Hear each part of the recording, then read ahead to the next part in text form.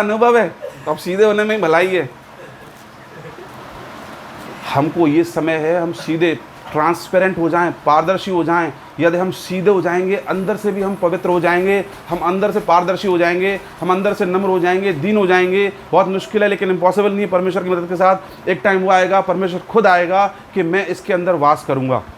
इसने अपने आप को शुद्ध किया है, इसने अपने आप को नम्र किया है। और जब परमेश्वर आपके अंदर आकर रहेगा, मैं आपको सही बता रहा हूं, आपकी परिस्थितियां वैसी नहीं रहेंगी।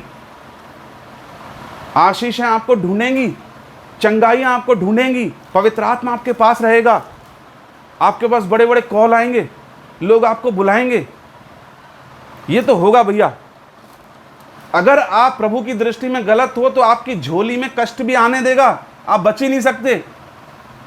कितना भी भागो, फंदा आएगा आपके ऊपर। और सही हो तो आशीषें भी आएंगी, उनसे भी नहीं बच पाओगे आप, परमेश्वर भेजेगा। इसलिए क्या करना है हम लोगों को? उस देश में लिखा है, उस देश में वो रह गया, उसका मन नहीं था वहाँ रहने का, अकाल था वहाँ पर। लेकिन हम लोगों को क्या करना है? अगर हमारे जीवन में कोई कमी है, घटी है, हमारे काम नहीं बन रहे, फिर भी हमको उस एंथुसियाज्म के साथ परमेश्वर में बने रहना। कई बार हमारे काम नहीं बनते तो परमेश्वर की भलाई होती है उसमें। कई बार परमेश्वर हमें तोड़ता है ताकि वो हमें नई शेप दे। तोड़ेगा नहीं तो जोड़ेगा कैसे? बहुत सारे लोग तो इतने कठोर हैं, इतने कठोर हैं, तो परमेश्वर को थोड़ी अच्छी खासी इसमें मेहनत करनी पड़ती है तोड़ने के लिए उनको। क्योंकि आपको और हमको तो दिखाई देता है रोटी, कपड़ा और मकान, और चौथी इंटरनेट। एक प्रभु के दास ने बोला था, एक भाई गया ऊपर, हाँ नरक में, ऐसी जोक था, तो नहीं स्वर्ग में, उसको पतरस मिला। तो पतरस ने पूछा कहाँ बैठा लूँ तेरे को, कहाँ रखूँ? उसने कहीं भी रख, पर इंटरनेट होना चाहिए वहाँ पर, चाहे नरक भेज चाहे स्वर्ग भेज। आजकल चौथी जरूरत ये भी है लोगों की। तो बीइंग अ ह्यूमन बीइंग, हमारे मन में पता क्या होता है? हमारे मन में पूरे दिन एक ही चलता है, रोटी, कपड़ा, मकान। लेकिन परमेश्वर स्वर्ग से बैठकर देख रहा है, वो हमारा उद्धार देख रहा है, हमारा उद्धार देख रहा है कि इनके प्राणों का बचना जरूरी है।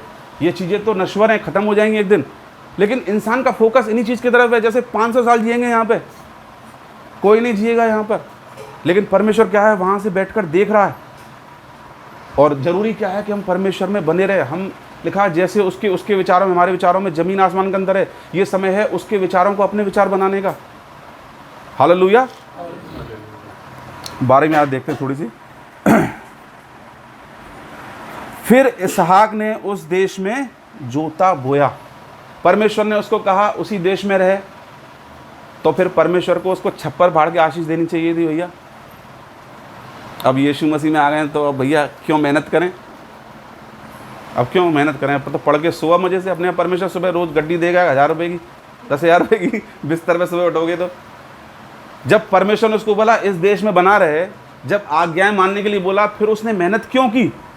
लिखा फिर इसहाक ने उस देश में जोता और बोया। उसने क्या है? कल्टीवेट किया, उसने सिंचाई की, पहले वहाँ की खेत की, मेहनत की उसने। एक सीक्वेंस है। अगर हम चाहते हैं कि हमारे जीवन से अकाल जाए, सबसे पहले आपको प्रार्थनाएं करनी है, वचन पढ़नी है, परमेश्वर की आज्ञा बने रहना है। उसके बाद आपको मेहनती भी होना है। आपके जीवन में एक क्रम होना चाहिए, आपको काम करना आना चाहिए, आपको मेहनती होना चाहिए। आलसी व्यक्ति कभी भी परमेश्वर को खुश नहीं कर सकता। नीति वचन की पुस्तक में बहुत सारी बातें लिखी हैं आलसियों के बारे में। हम लोगों को क्या है? परिश्रमी होना है, हम लोगों को मेहनती होना है। हम जो भी काम धंधा करते हैं उसमें मेहनती होना है, हम लोगों को प्रार्थना में मेहनती होना है, स्ट्रगल करना है हमको। फिर इसहाक ने उसी देश में जोता और बोया, और लिखा है उसी वर्ष में क्या पाया? 100 गुना फल पाया। हम लोगों को फल कब मिलेगा? जब हम लोग क्या है? मेहनत करेंगे। परमेश्वर को आलसियों की ज़रूरत नहीं, परमेश्वर को मेहनती लोग चाहिए, जो मेहनती हों परमेश्वर के लिए। आपकी सारी मेहनत आप कहीं भी करो व्यर्थ चली जाएगी, लेकिन बाइबल में लिखा है प्रभु में हमारा परिश्रम व्यर्थ नहीं है। प्रभु में, यीशु मसीह में हमारा परिश्रम व्यर्थ नहीं है। जो भी कुछ करते, लिखा है जो भी कुछ तुम करते हो, what ever you do it unto the Lord. परमेश्वर के लिए करो।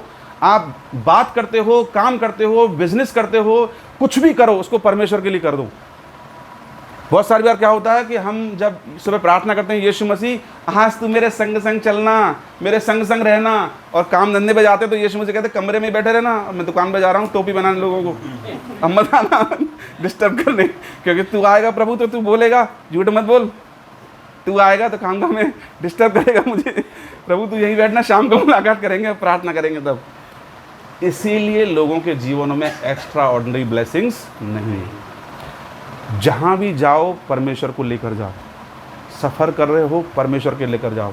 कहीं ऐसी जगह पर हो जहाँ पर आपको बुराई करने की परीक्षा आती है, गलत काम करने की परीक्षा आती है, वहाँ पर यीशु मसीह को अपने साथ रखो कि प्रभु क्या चाहता है, यहाँ पर मुझे कैसे रहना है। हर जगह जब आप परमेश्वर को अपने संग लेकर चलोगे तो आपका जीवन क्या है, एक्स्ट्राऑर्डिनरी होकर ही रहेगा। परमेश्वर आपकी हदों को बढ़ाएगा, परमेश्वर आपको हर तरीके से आशीषित करेगा। और हमको भी ये क्या करना है, इसहाक की तरह उसी देश में जोतना है और बोना है। पहले हमको अपने खेत कौन सा है, हमारा जो हृदय है वो क्या है, खेत है। इसको हमें कल्टीवेट करना है, इसको हम परमेश्वर के वचन से क्या है, इसको हमें जोतना है, कल्टीवेट करना है, मेहनत करनी है हमें। और फिर बीज बोने हैं परमेश्वर के वचन के बीज अपने हृदय में बोने हैं, अपने परिवार में बोने हैं, अपने जीवन में बोने, हर तरफ फैलाना इन बीजों को। और जब ऐसा करेंगे तो क्या होगा, ऊपर से परमेश्वर क्या करेगा, आशीष देगा, 100 गुना आशीष देगा। आशीष देना परमेश्वर का काम है, हमारा काम है खाली जो हम कर सकते हैं वो हमें करना है, और जो हम नहीं कर सकते वो कौन करेगा, परमेश्वर करेगा। हमको लगता है सारे काम हमको ही करने हैं, हमको कुछ नहीं करना, हमको सिर्फ परमेश्वर के साथ जुड़े रहना है। हालेलुया। और लिखा है यहाँ तक कि वह अति महान पुरुष हो गया। एक व्यक्ति जिसके शहर में अकाल था, जो अकाल से इतना विचलित था, इतना परेशान था, उसने सोचा अब तो मैं यीशु मसीह को छोड़ दूँ, उसी में भलाई है, कुछ ना रखा है यहाँ पे। और वो दूसरे देश में जाने की सोचने लगा। लेकिन जब उसने परमेश्वर की बातें मानी, परमेश्वर ने उसको प्रकट होकर बोला इस देश में बना रहे, उसने प्रभु की बातें मानी, मेहनत की, प्रार्थनाएं की, वचन पढ़ा, सब कुछ परमेश्वर की इच्छा के अनुसार किया। लिखा है परमेश्वर ने उसको क्या दी, आशीष दी, 100 गुना आशीष दी। और लिखा है कि वो क्या हो गया, अति महान पुरुष हो गया। एक प्रभु के बहुत बड़े दास ने बात बोली कि मैंने इतने लोगों को यीशु मसीह के साथ चलते हुए देखा है, लेकिन अंत में मैंने किसी को भी पछताते हुए नहीं देखा। आप कभी भी अपने जीवन में आपको पछताना नहीं पड़ेगा अगर आप यीशु मसीह के साथ ईमानदारी से चल रहे हो। आप अंत में जाके एक ही बात बोलोगे, प्रभु तेरा धन्यवाद। सही बता रहा हूँ मैं आपको, मैं अपनी लाइफ को देखता हूँ, हर चीज़ पैसा ही नहीं होती है। आपको कभी पछताना नहीं पड़ेगा अपने जीवन में। आप एक एक दिन अपना काउंट कर सकते हो, आपके जीवन में इतनी आशीष देगा परमेश्वर। लेकिन आजकल लोगों को क्या है, लोगों ने यीशु मसीह को भी अन्य देवताओं की तरह समझ लिया है। चर्च में तो खूब तालियां बजेंगी, फिर उसके बाद मुंह से जो बुराई आ रही है, निंदा आ रही है, गालियां आ रही हैं। अरे भाई, कुछ एक्स्ट्रा ऑर्डिनरी एफर्ट्स लगाओ, तब तुम्हें पता पड़ेगा हमारा परमेश्वर कितना पवित्र है। हमको लगता है वो भी औरों की तरह ही है, औरों की तरह नहीं है। हम लोग अपने जीवन को बारीकी से देखें, नम्र बने, दीन बने, और देखें परमेश्वर हमारा कितना विशाल है, वैसे बनने की कोशिश करें। तब आपके अंदर, खुद के अंदर डिफरेंस आ जाएगा और लोग देखेंगे आपके अंदर डिफरेंस को। हालेलुया। और परमेश्वर आपको क्या करेगा, महान कर देगा परमेश्वर आप अपनी महिमा के लिए। आइए हम सब अपनी आंखों को बंद करें।